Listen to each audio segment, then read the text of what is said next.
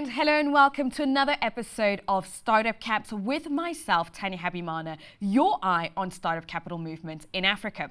This week, we're looking into climate tech, green tech, or as some like to call it, Cleantech, which is all about developing and deploying technologies that address climate change by reducing greenhouse gas emissions, improving energy efficiency, and fostering sustainability. An important and exciting sector within the African venture capital, with already as much as $49.5 million of the $211.6 million raised in early 2024. Let's kick off the show by taking a deeper look into the African green tech sector and its latest movements.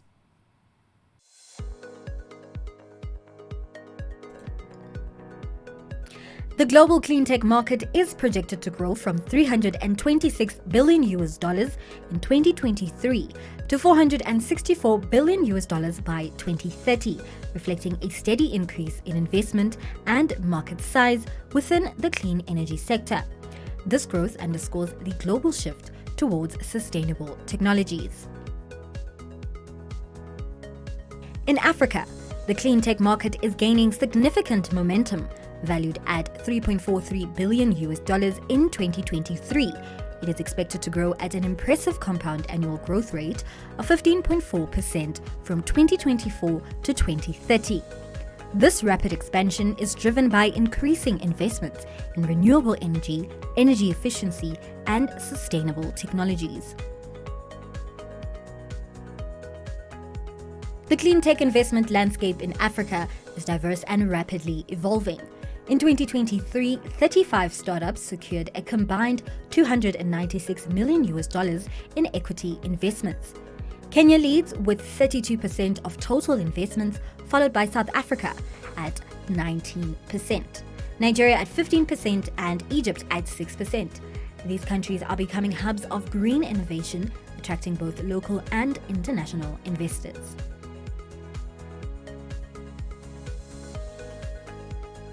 Clean tech in Africa encompasses a wide range of technologies aimed at reducing environmental impact.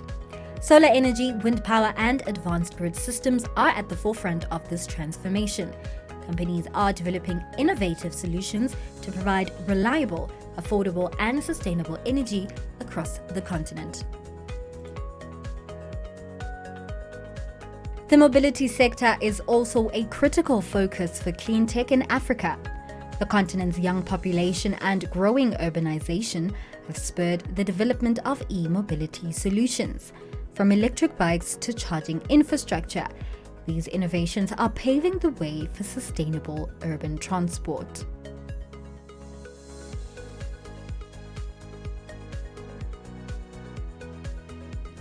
Energy access remains a pressing issue, with over 600 million people lacking electricity in Africa. Cleantech startups are addressing this challenge by deploying solar power solutions, enhancing energy efficiency, and ensuring that remote communities benefit from reliable and sustainable energy sources.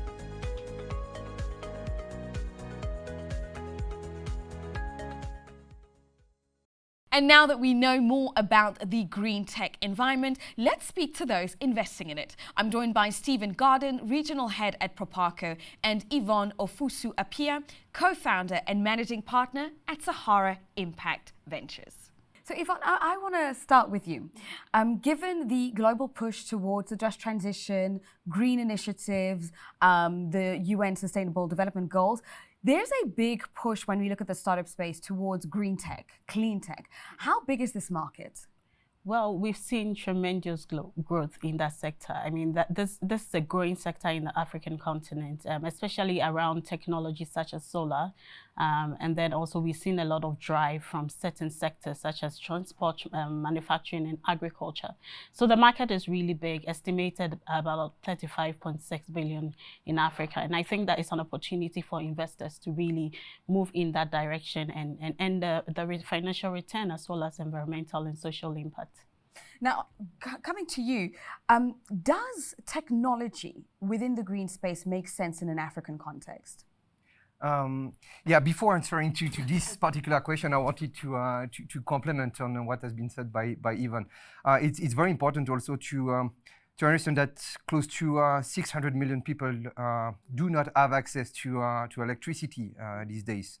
So it's a massive, massive opportunity to capture, but it's quite a huge challenge as well to capture this opportunity, because if you tackle it as the traditional way, building your transmission lines and having your huge power plant and delivering electricity to the doors, then it takes years and billions to deliver. So we had to be innovative and to leverage on technology to be able to develop decentralized small units to produce electricity as close as possible to the consumer, and to do so at an affordable price point to be able to deploy in an African context. And I think affordable is an important word in this conversation. How do you balance profitability and sustainability? Because it feels like it's an imperative where you almost have to make a choice. Yeah, I mean, it's a valid point, and I think that even for having customers to accept technologies around solar, you need to always solve that problem of the upfront cost. And so we've seen a lot more innovation around even how people pay for this clean energy. And I believe that we're beginning to see founders such as Sunfire in Nigeria or even Earthbound, which is really early, come up with solutions that allows customers who are interested in getting solar even in their homes be able to afford it. So there is always a payment plan. We've also seen companies in e-mobility such as Wahoo granting their riders an ability to earn an income by connecting with other last mile distribution companies, such that these riders are able to get guaranteed, jobs to be able to pay for the bikes, which usually will cost about $30 per week. So having entrepreneurs really think around how people can afford clean tech innovations is really critical for its growth in Africa. Now, looking at the landscape, we see some geographical hotspots when it comes to green tech. I've got here Kenya, South Africa, Nigeria, Egypt. Do you see any hindrances to being able to scale outside of those big markets? Yeah, I mean, those big markets are also the largest and the most visible because of their size per nature. I mean, if you look at the GDP of these 4 countries, I mean, the top 3 are named here, and Kenya is maybe the exception, but also been pushed by, I mean, huge innovations in the market and nice ICT infrastructures. I mean, energy is a continental challenge and opportunity, and we see initiatives in every single country, maybe less visible, but still a lot is happening pretty much everywhere. And sometimes when you look at the unit economics, it works much, much better in some tier 2, tier 3 countries in terms of volume size. I think of DRC, for instance, where, I mean, the clean tech opportunity is massive and the unit economics are very interesting. And we see all the big players entering DRC since few months, few years, because they understood also that there is a purchasing power opportunity in that country. Yeah, and I'm glad you mentioned DRC as well, because like you say, we see these big nations with big GDPs that are occupying a lot of the conversation, but where are the hidden opportunities in your opinion? Yeah, I'm happy that you mentioned that, because we all focus on these hotspot countries, South Africa, Kenya, Egypt.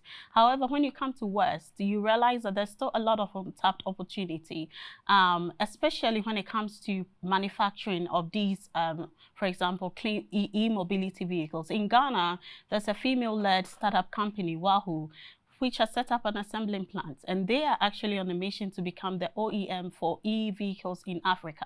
So compared to other markets where we see as hotspot, where you find them importing from Asia, and these vehicles sometimes are not suited for our markets. They are not suited for our road infrastructure or our temperatures. So having these investors actually now begin to look for the hidden gems in these untapped markets is really what I think becomes the secret sauce and opens up a lot of financial return as well as environmental and social impact in the area of job creation, for example. I'm glad that you mentioned e-vehicles, because that's something that we saw a big government push. Here in South Africa, we saw a big one, and we saw other countries such as Rwanda as well as Kenya put a big push towards that.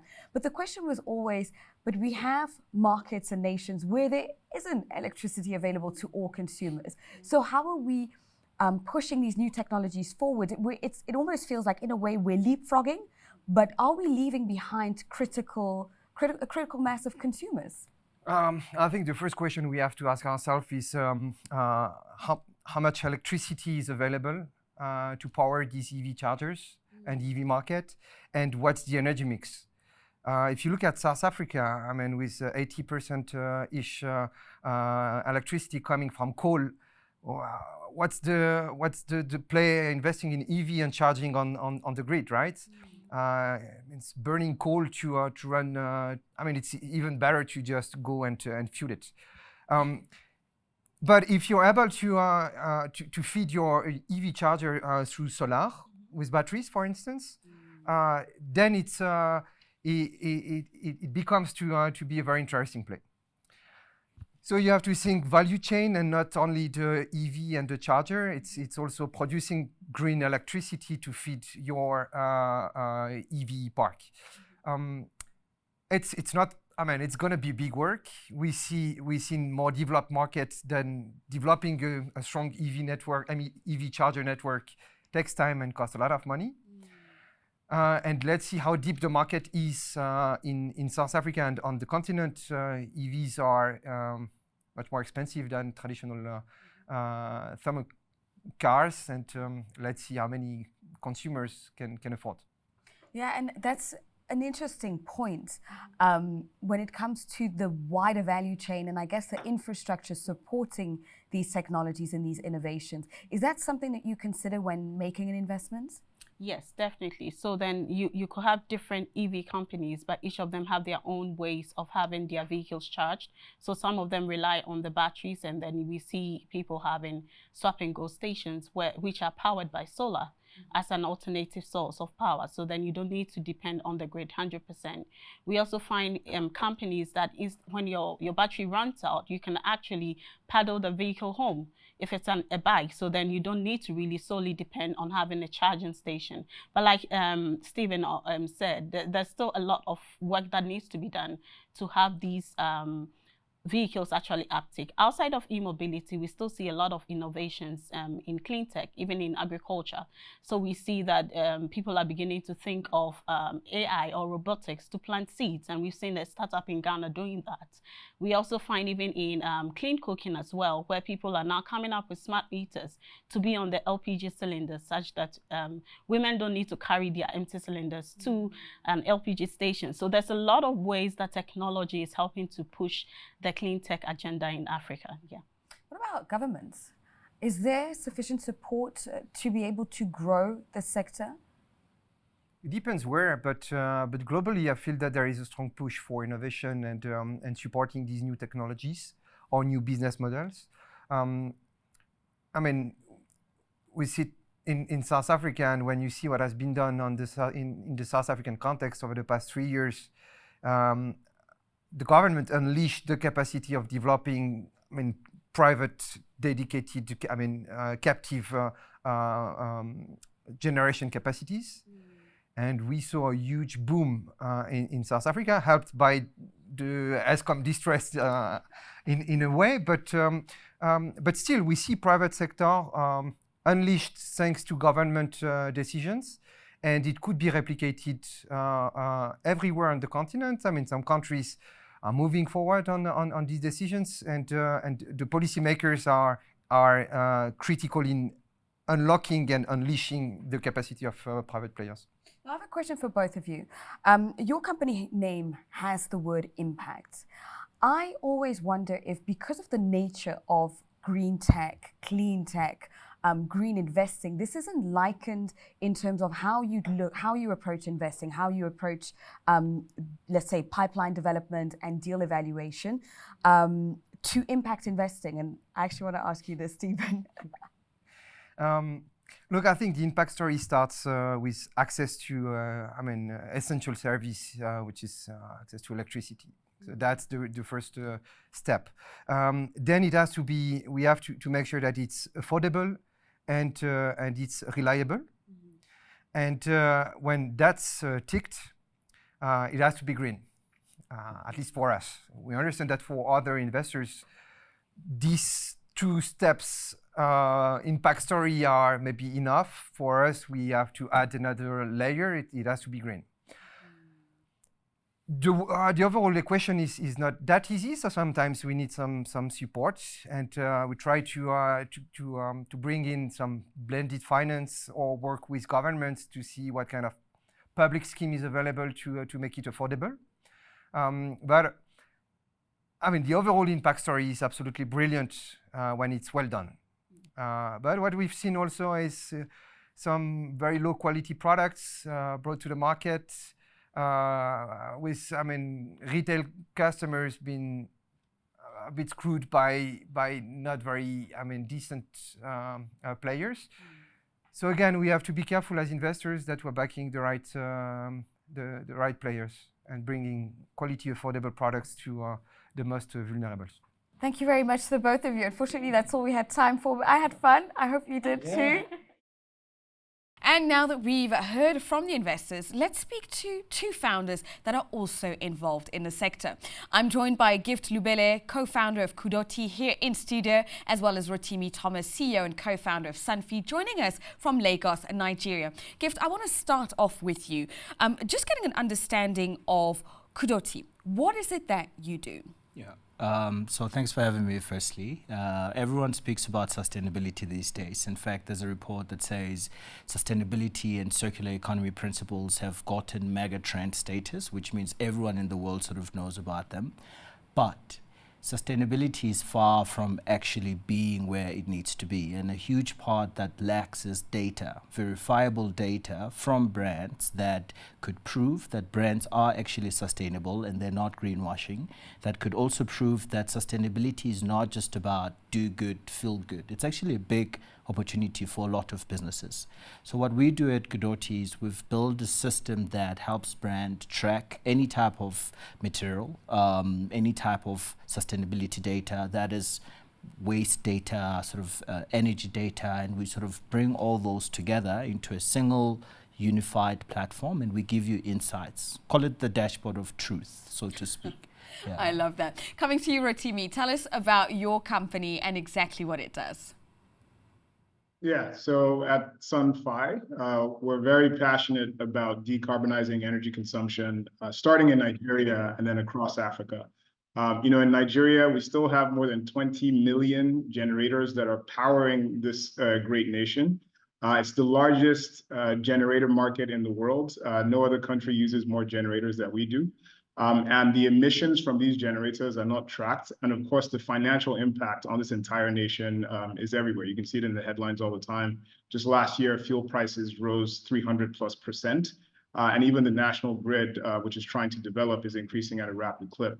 So at Sunfi, we have environmental objectives and also objectives to help people save billions of dollars annually by switching away from generators to solar energy solutions and other energy efficient forms of energy consumption, so that they can save a lot of money, but at the same time, we can also fulfill the mission of protecting our environment, air quality, and more. And we do this through a managed marketplace for solar, where consumers can come to Sunfi, they can get matched with the best solar equipment, installer, and then get connected to financing through one of our lending partners on the platform. The biggest thing that we do is we act as a trust pilot in the process. Before us, customers can get involved with solar guys that are small local champions, but they don't have the aftercare services and support to support customers through that journey and make sure they save the most money over time.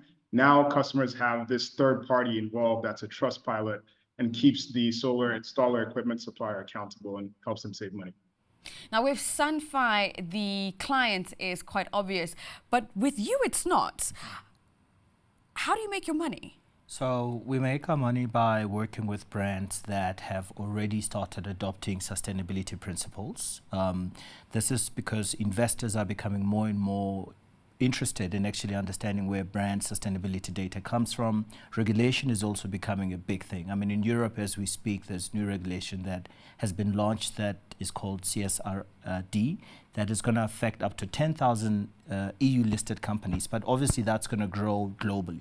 So what we do is we would work with a company that says we want to already start getting information for waste, as an example, or for water, or for energy.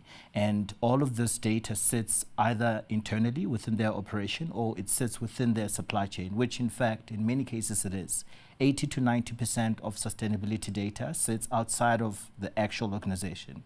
So what we do at Godoti is we then have this system that is able to integrate with all these different supply chain partners and give you this data that you need for compliance, as well as just sort of proving that, or proving to the market that you are different and you sort of believe in sustainability as a brand, and you are willing to not just do a CSI initiative, but you're actually incorporating it into the core functions of your business. Rotimi, coming back to you, interesting business model, big market already in Nigeria, but are you looking to scaling outside of Nigeria? Yeah, no, thanks, Tanya. As I said early on, the market in Nigeria is the largest in the world, but our ambition is Pan-African. So we're looking at markets across North, West, East, and Southern Africa as well. And our market entry strategy is not always to come and kind of replace what is there, but we think very much about partnerships when we look at new market opportunities. So Nigeria, we have our hands full, as you can imagine. And as you may have heard, in Nigeria, it's just a really tough situation. But we do have ambitions to grow across the continent and also across asset classes as well.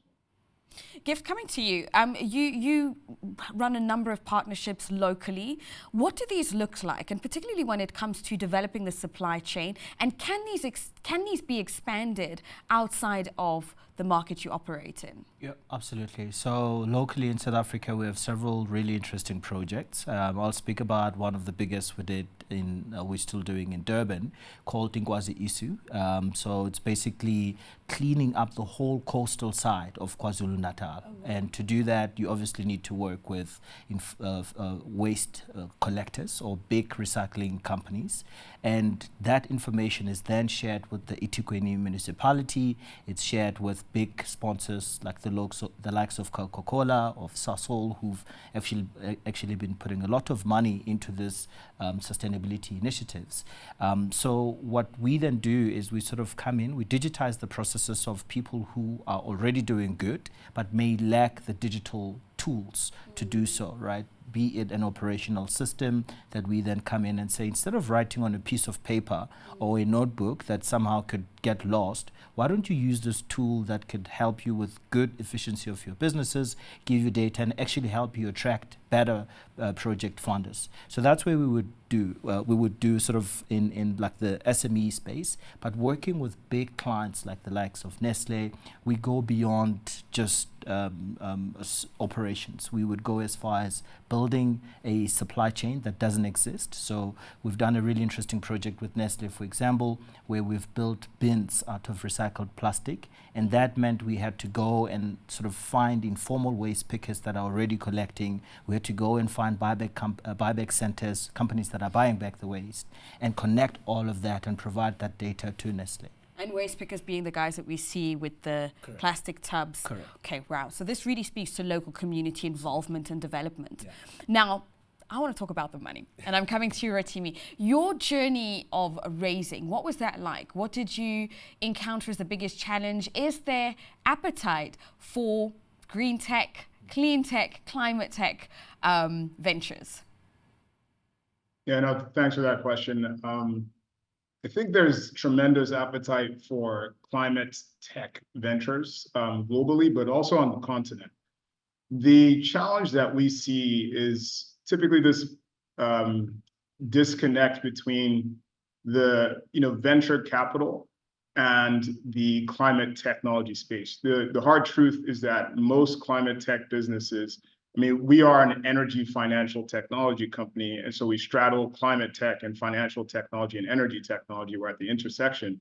But the reality is we're all using software, Internet of Things types of technologies to be able to control, move around, and use hardware or coordinate hardware to solve real world physical problems. For example, power is a pretty physical problem. You have to put hardware in place to be able to supply people decentralized energy systems. So we often see this challenge where the investors are expecting, for example, the type of growth that you might experience with just a pure play software as a service business. But the reality is that you have to have patient capital for the climate tech space. For us, I think we first started our first business years ago. We were first solar installers, where we were just providing people solar. And then we realized that we needed to create a platform to help other people provide people solar. And we've had a much easier time, I would say, raising money for a software-driven coordination platform layer than trying to be the hardware provider in itself.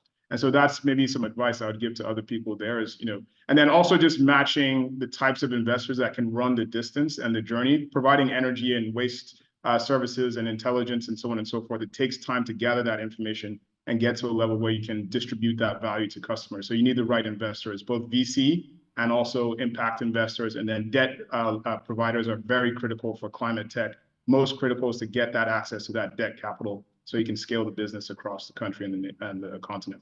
This is where we leave you. Startup Caps is ending right here, right now, but we'll be back next week with more. Make sure to continue the conversation on social media. Lots of gems and insights shared today. You'll find us on X, Instagram, LinkedIn, Facebook, as well as TikTok using the handle _Startup Caps. And of course, you can find out more about some of the ventures and the investors that were featured in today's episode by visiting our website, startupcaps.io. That's it from me. We'll see you again next week.